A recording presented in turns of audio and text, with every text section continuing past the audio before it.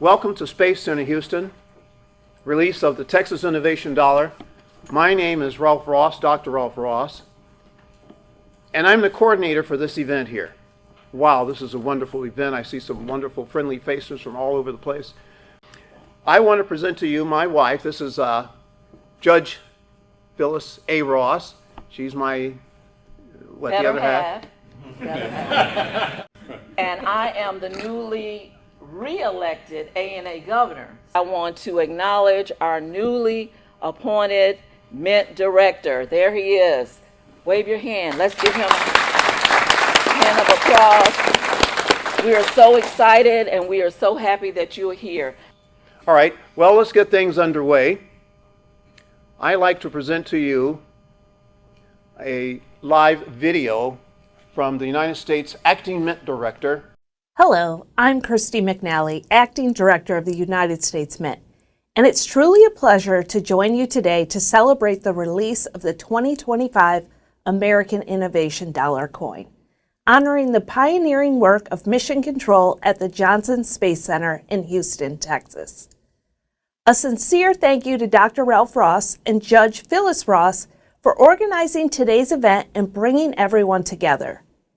The American Innovation $1 Coin Program is a 15-year initiative that began in 2018 to recognize American innovation and the individuals and institutions that drive it. Through this program, we issue $1 coins that commemorate innovation in each of the 50 states, the District of Columbia, and the 5 U.S. territories. The United States Mint issues 4 $1 coins each year. In 2025, we're proud to honor Arkansas, Michigan, Florida, and now Texas, which is the 4th and final coin for this year. To select the innovation represented on each coin, the Mint works closely with the state's governor or chief executive for each territory or city and consults with subject matter experts. These collaborations ensure that each design concept reflects innovations that are not only historically significant, but also deeply meaningful to each jurisdiction and its role in the nation. This program's common obverse, or head side, was designed by Artistic Infusion program designer Justin Kuntz and brought to life by the craftsmanship of Mint medallic artist Phoebe Hemphill. It features a dramatic representation of the Statue of Liberty in profile with the inscriptions "In God We Trust" and $1. You'll also notice a stylized gear privy mark symbolizing industry and innovation, a nod to the introductory coin in this series. Each coin carries edge-infused inscriptions of the year of issue, mint mark, and e pluribus unum. The reverse, or tail side, was designed by Artistic Infusion program designer Ron Sanders and sculpted by Mint medallic artist John P. McGraw. This powerful design features an American astronaut on a spacewalk outside the International Space Station, symbolizing the extraordinary contributions of the Mission Control Center in advancing the economic, logistical, and intellectual support for NASA's human space program, as well as its support of astronauts from the many countries that participate in the International Space Station program. Included inscriptions are United States of America and Texas. The 2025 Texas American Innovation $1 coin recognizes the state's vital role in advancing America's leadership in space exploration. From mission control guiding astronauts to shaping the future of science and technology, Texas has been at the heart of some of our nation's greatest space achievements. This coin celebrates that legacy and looks ahead to the future of innovation in the Lone Star State and beyond. The Mint is proud of its long-standing tradition of producing coins and medals honoring NASA, from the Apollo 11 50th Anniversary Commemorative Coin Program to coins featuring the Space Shuttle program, the Saturn V rocket, and the Hubble Space Telescope. Rolls and bags containing the American Innovation $1 coin for Texas are available and can be purchased directly from our website at usmint.gov. And finally, thank you for being here today on the 67th anniversary of President Dwight D. Eisenhower signing the legislation that created NASA. We hope this event and this coin inspire curiosity, pride, and excitement for generations to come. Thank you once again for including me today. Here's to a celebration that's truly out of this world.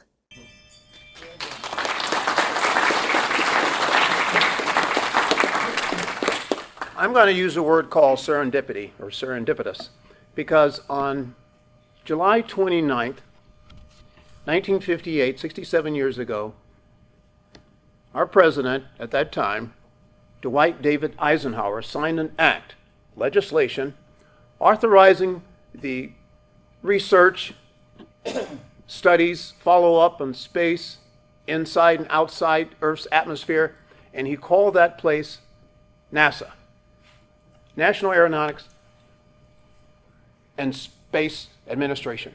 And here we are today, 67 years later, and we're celebrating the Texas Innovation Dollar, which has an astronaut on it walking in space, maybe at the space station or doing those kinds of things. And I just think it's just so wonderful. And also, did the Mint have that in mind when they prepared the release date of July 29th, 2025? Were they able to put the history together and form this kind of connection? Following behind our acting Mint director, may I ask our current, about to be United States Mint director, Paul Hollis, to come up and just say a few words. I really appreciate being able to share a few words, and Dr. Ross is awesome. Phyllis is awesome. I've met so many A&A governors here and presidents and former presidents. It's an honor to speak with you. As Dr. Ross mentioned, on July 17th, I actually got the formal nomination to be the next Mint director. It is a process.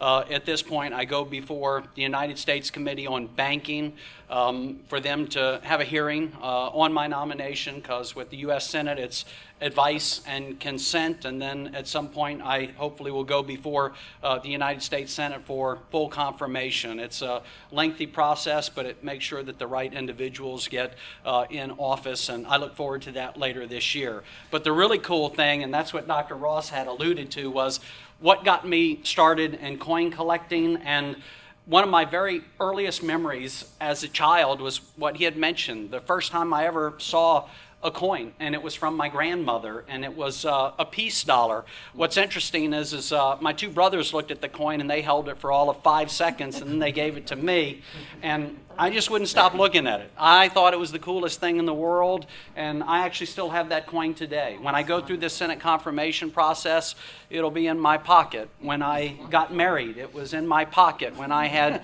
children, it was in my pocket. When I ran for elected office as a tribute to her. And it's, you know, people ask me, what's your favorite coin? Because I've traded some expensive, valuable coins, but honestly, this coin doesn't have a great deal of value, but to me, it's the most wonderful coin ever, because it started a hobby that has enriched my life, and here I am, hopefully to be confirmed as the 41st Mint director in the months ahead. So I couldn't be more excited about it. I talk about what I consider to be coin people, where we all have that common bond, that DNA that we share, that kind of binds us together, and it's a love of history, and coins to me are a tangible link to our history. When the Mint makes these billions of coins, we know that, you know, thousands of years from now, they're still going to be around. And each coin, just as we saw the acting Mint director speak about, has a design that's very thoughtful. You know, they think about every little aspect of that small canvas coin, and it's America. And I'll say this, next year with our semi-quincentennial, which I pretty much learned that that's a word that it's going to be hard to catch on, but everybody refers to it now as America 250. I hope it's one of those times where it binds us all as Americans, and we celebrate such an incredible thing. I was, I guess, 4 years old during our nation's bicentennial, but some of you were around and you remember that, and it was pretty awesome. I remember as a kid, I mean, a lot of you remember getting 1964 and prior 90% silver coins out of your change. I never had that experience except on a seldom occasion, but I did find bicentennial halves and quarters, and it was really awesome.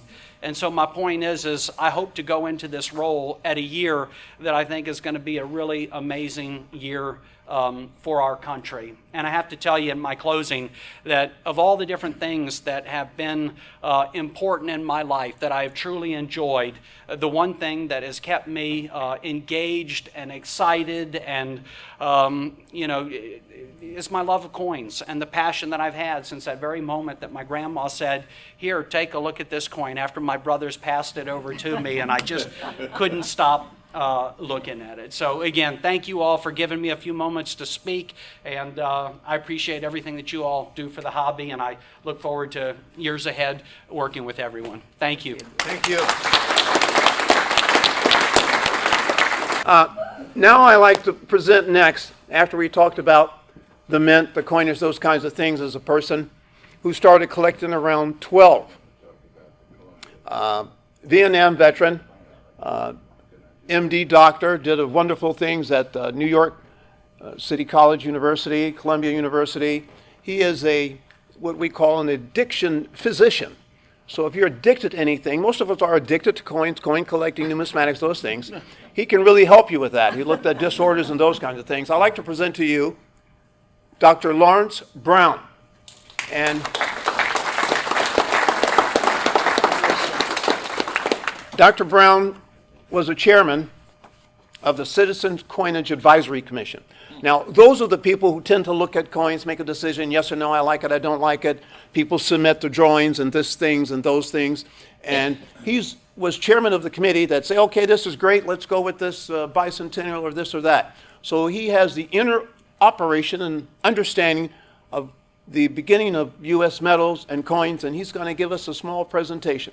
Very well. Dr. Brown. Thank you.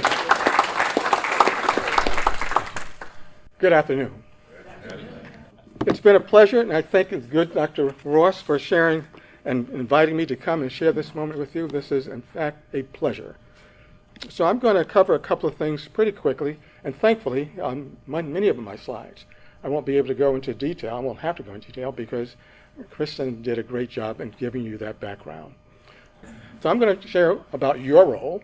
Then I'm going to talk about the Innovation Dollar itself as a series. And then finally, I'm going to talk about the Texas chapter. But about this guy who's the author. As you've heard, I started collecting at age 12. I'm a Vietnam veteran. I'm a life member of the American Numismatic Association and a member of the board of the American Numismatic Society.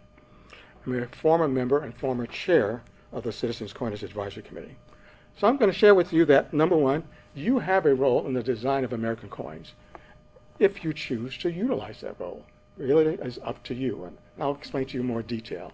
Secondly, innovation coins represent American history chapters of significant innovations. And that's something that we often don't think about when we are, in fact, in daily life. But this is an opportunity to actually relive those various innovations that have happened in American history. And finally, the Texas Innovation Dollar is another chapter of American innovations of the pioneering efforts of the exploration of space.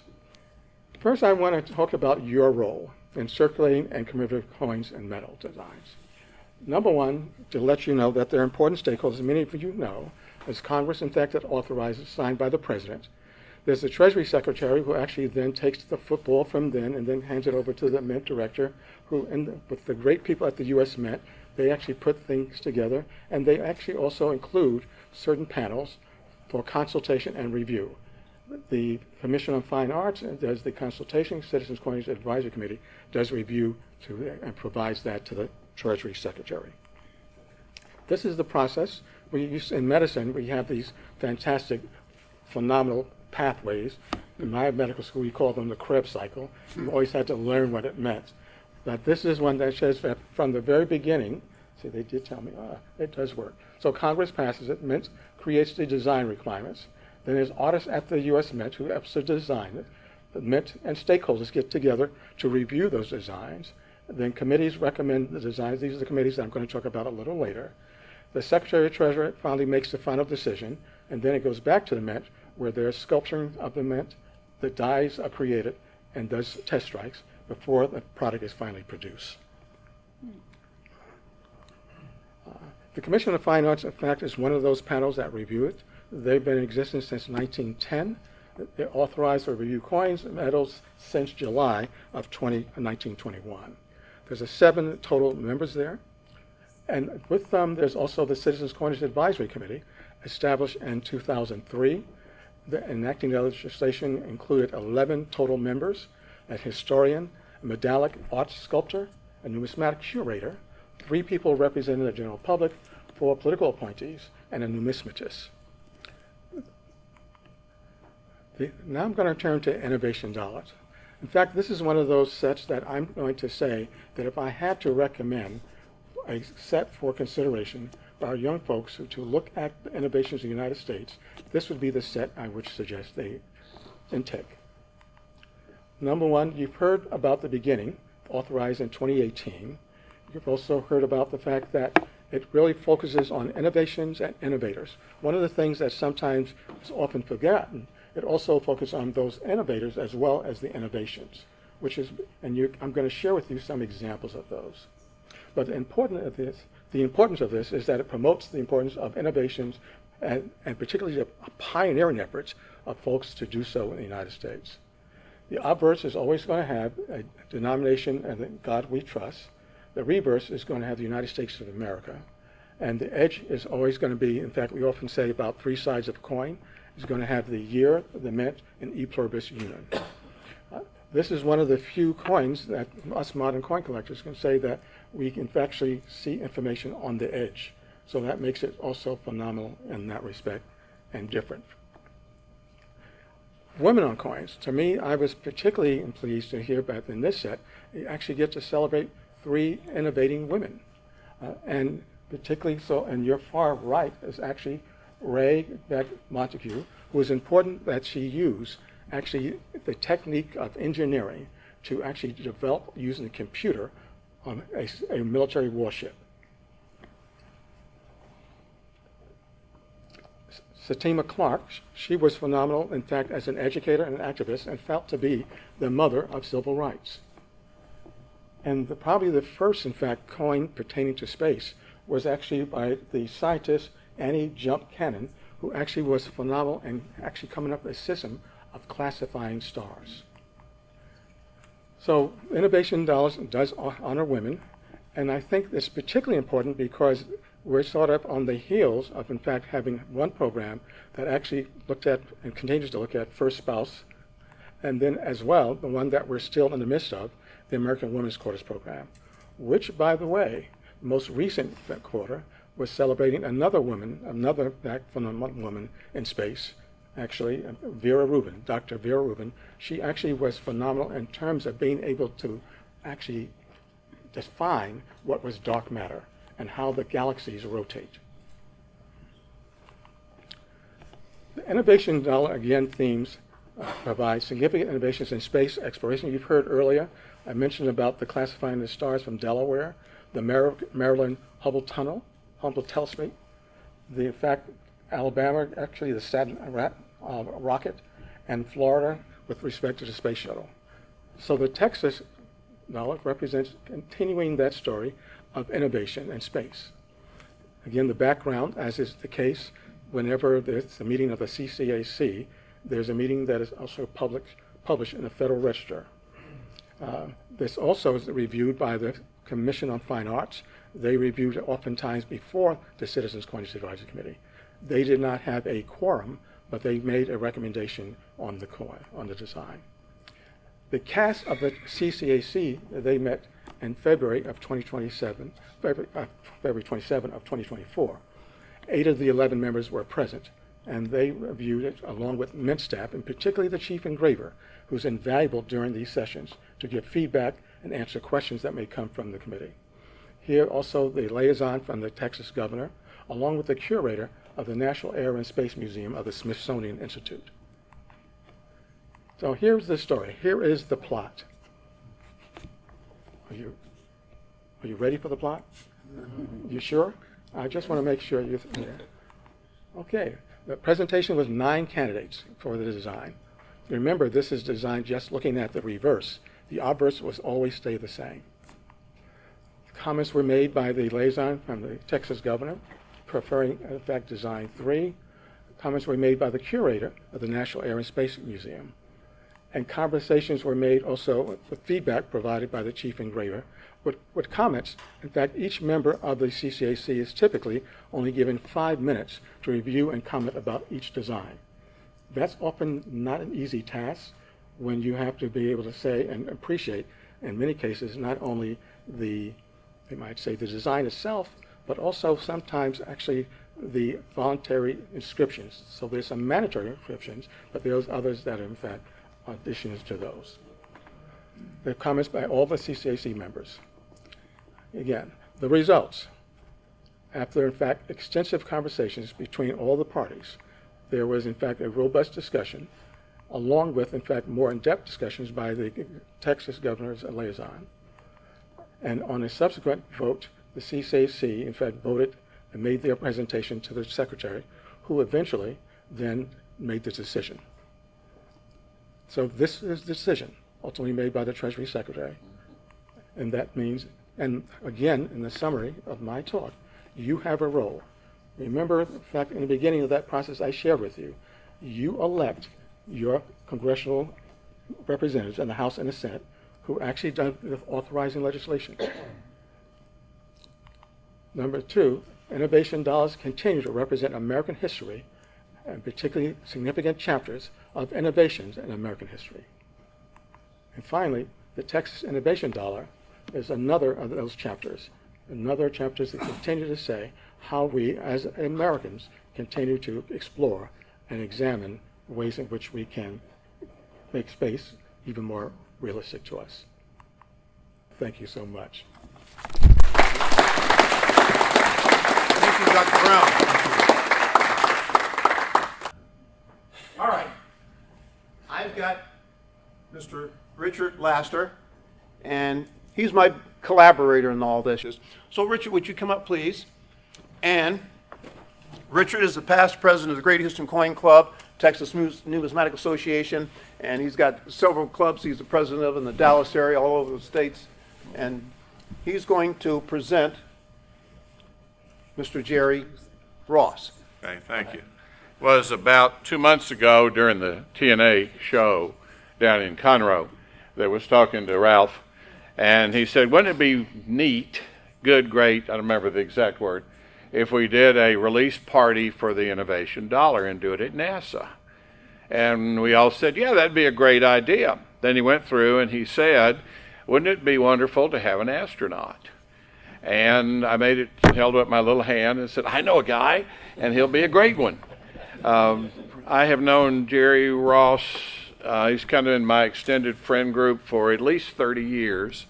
We went on a Methodist mission trip to South Dade, Florida, and the Haitian mission, way back before I had any idea who Jerry was. He is very accomplished at in the world of astronauts. He'll tell you a little bit about his own life story. And I introduce Jerry Ross. Good to have you, Jerry. Jerry?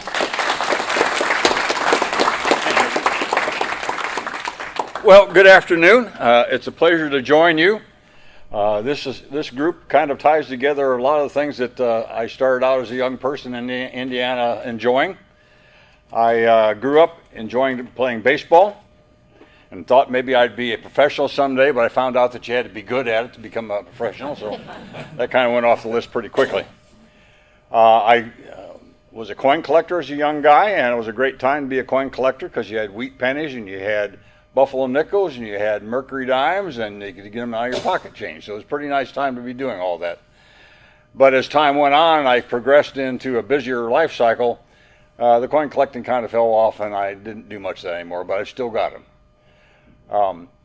The thing that kind of replaced all of that was in my earlier life, NASA was formed.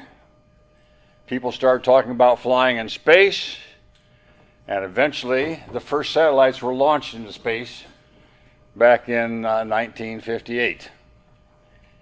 And the Russians launched, well, actually 57, they launched in October of 57, and we launched our first one in January of 58. I'm born in January. I thought it was pretty cool they decided to launch our first satellite in my birth month. But having made scrapbooks about what people were talking about in the way of flying in space and building satellites and rockets and everything, I had learned enough to know that it was scientists and engineers that were doing that work. And since I was from Indiana, some of the articles were written about some of the people that had graduated from Purdue University in Indiana and were involved in our country's very early part of our space program. So I knew there was this place, Indiana, and they had graduated engineers and scientists, and they were getting to work on our country's space program. During my 4th grade year, when those satellites were launched into space, I decided then and there that I was going to go to Purdue. I wanted to become an engineer, and I wanted to get involved in our country's space program. I think it's a God thing. How many young kids have that kind of a direction that early in their lives? But I started studying hard. I worked hard. I took the right courses to make sure that I could get qualified to enter into Purdue's School of Engineering. I found a wife along the way. We've been married for a long time. 57 years now. And we've had a great and challenging life together. It's been a lot of fun. So I was in Air Force ROTC while I was at Purdue. I got 2 degrees in mechanical engineering, and I came on to active duty in 1972. And that was about the same time that NASA was letting contracts to build this new thing called a space shuttle. And the Air Force was letting contracts to build this new thing called a B-1 bomber. And I thought that since I hadn't been qualified to become a pilot in the Air Force because of my eyesight, that since NASA's newfangled device was going to have 2 types of astronauts, one was going to be the pilots, but the other one was going to be called mission specialists. And mission specialists weren't going to fly the vehicle. They didn't have to be pilots. They were going to be engineers and scientists, medical doctors, things like that would be involved in conducting the experiments on board, operating the robotic arm, and conducting spacewalks.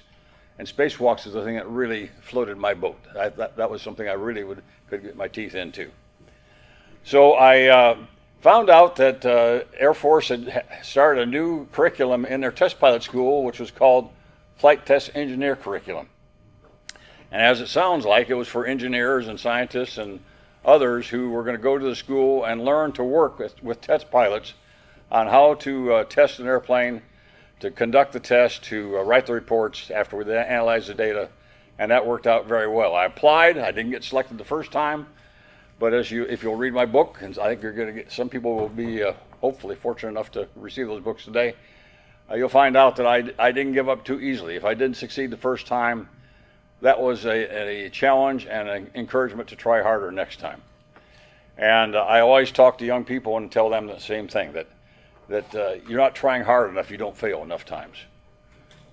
But anyhow, you have to go to test pilot school. I went there, and I didn't know the difference between an aileron and an elevator in an airplane when I got there. I was a mechanical engineer. One makes it going up and down, the other one makes it turn. I figured that out eventually, and fortunately, with hard work, I graduated at the top of my class of flight test engineers at test pilot school. And that gave me a great opportunity to go down the street at Edwards Air Force Base in California and to receive the honor of getting a flying job on the B-1 bomber, which was then Air Force's highest priority program. And I was able to fly with some of the most experienced test pilots, get a lot of great experience, which I thought would help me hopefully get accepted into the astronaut program down here. My first time I applied was in '77, and there was about 8,000 people that applied. I was really excited to be about one of the 250 or so that were interviewed, but I was highly disappointed when I wasn't one of the 35 that were ultimately selected that time around. I waited for the next selection process, and by that time I'd actually come down here after talking to people that had been on the selection board, and they invited me to come down here to work as a military officer helping to integrate DoD payloads into the space shuttle. And I did that for about a year and a half until they had another selection process. And that time, out of 120 people that were interviewed, I was fortunate enough to be one of the 19 that was selected that time around. And that was before the shuttle had flown the first time, so I was with NASA from before the first space shuttle flight all the way through the last one, and from the initiation of the International Space Station all the way through to completion. I got the chance to work in the Mission Control Center as the capsule communicator, and I thought maybe they're coming to get me here.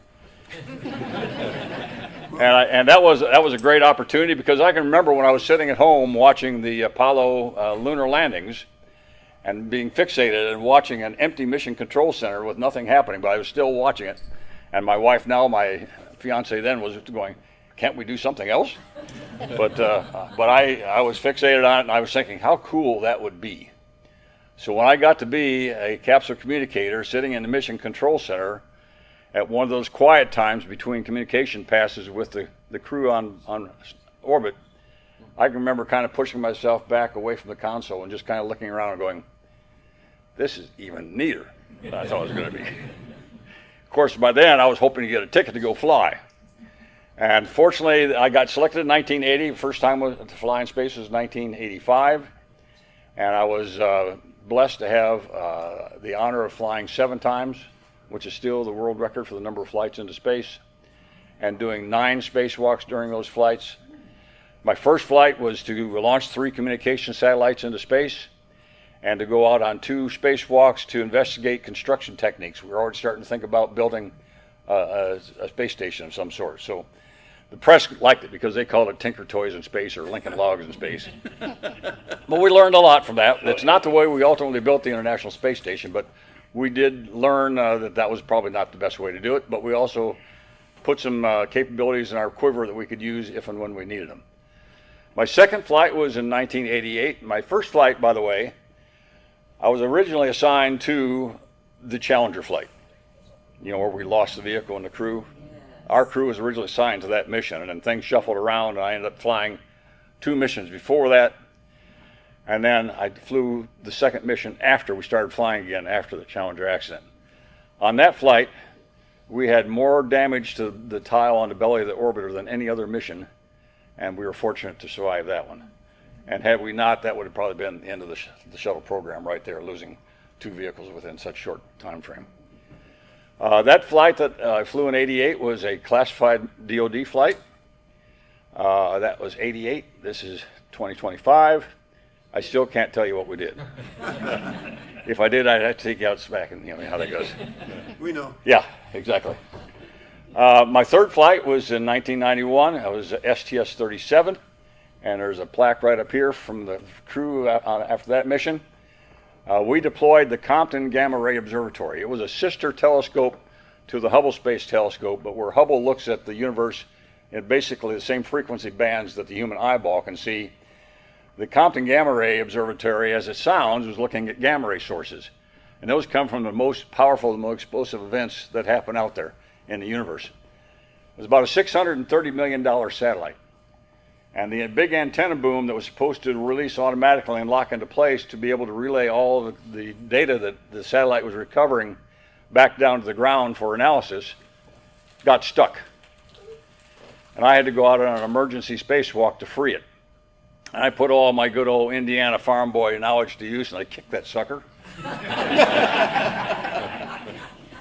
And freed it and got it locked into place.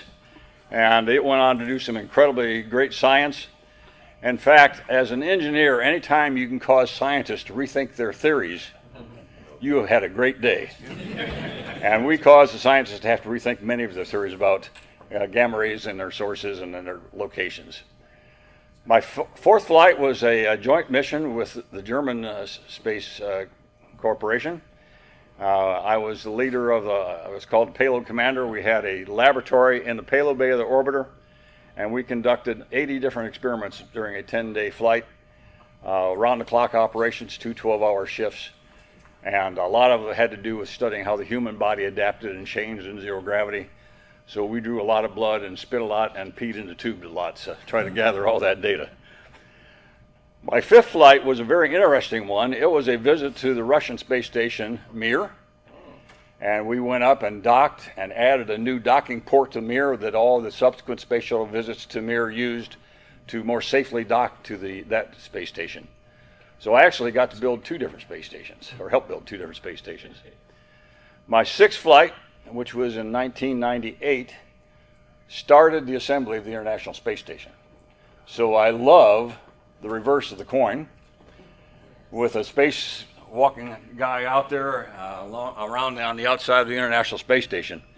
if I didn't have my space gloves on, I'd have fingerprints all over the outside of the station. But it was quite an honor to do 3 spacewalks on that flight, to start the assembly and to leave the cornerstone of the International Space Station up there after that mission was over. And my final mission was in 2002, in which we continued the assembly of the International Space Station, and I did 2 more spacewalks on that flight. So I was very fortunate. I had a great range of things to do on my missions, and I wasn't ready to quit, but they told me that it was probably time for me to step aside and let some of the other guys have some fun too. I would like to ask Tom Uran, who's current president of the American Numismatic Association, to maybe come up and say something. Tom has been very integral in numismatics throughout the country. I know he travels a lot. He's here from the state of Pennsylvania. He enjoys numismatics. He's all over the place. And I present to you ANA current president. He'll be out in about a month or so, Tom Uran. Thank you all. Thank you. And I'd like to also just say thank you to Dr. Ross and Governor Phyllis Ross and all of the people here that are members of coin clubs, in particular the Texas Numismatic Association, all your affiliate clubs, and the Chicago Coin Club, of which I'm a member. And it's all about our community. It's all about trying to reach out and explore our journey as numismatists. The ANA is here to help in any way. If you're not a member, go to money.org, but I think probably many of you are members. And I'd also like to recognize Mint Director Designee Paul Hollis. I think it's great that we're going to have someone in the seat there that understands the collecting mentality, and particularly numismatics, and all the journey you've taken as well. So let's give Paul a round of applause as well. When I was at summer seminar, I said to Rick, he asked me a question. He said, what is, you've crisscrossed the country. Is there anything you wish you had been able to do? And I said, yes. I said, I wish I'd gotten to Texas a little bit more sooner. And I said, and a little bit more often. I said, because you are an energized group. I see the newsletters and so forth. And then a day or two later, Dr. Ross calls, and I said, I'd be delighted to be here and to be part of this. So thank you, Texas, for all that you do in the numismatic world and community. And in the program here is the quote of the quotes, I think. Today is a special day for mankind. Houston, we have the Texas Innovation Dollar. Congratulations. Thank you. God bless you. There's one other guy I'd like to call up. He's the current president of the Texas Numismatic Association. Rene de la Garza, would you please? Thank you. Okay, he said keep it brief, so I'll be under 30 minutes, and we'll take it from there. No, I'm really excited to be here, and if you're not from Texas, welcome. We appreciate y'all being here. I told Dr. Ross and Judge Ross, who better? It wasn't even in my thought process about rolling out a coin till he starts talking to me, and I'm like, yeah, that makes sense. We can get behind you. And then the connection, like he actually worked here. It's like everything just fell into place. Serendipity. Yeah, so thank you for being here, and thank you for inviting me, and really appreciate everything that Dr. Ross and Richard Laster and everyone who helped. So thank you. I want to give special thanks to the Space Center Houston, and of course what we call the Wolfgang Puck for refreshments and light treats, coffee, tea, those kinds of things. They had the catering service here, which is great. And I want to also thank the United States Mint for agreeing to participate and help out. I've got some posters and things, and they were able to provide us with P&D, Texas Innovation Dollars for everyone. And that's, of course, due to the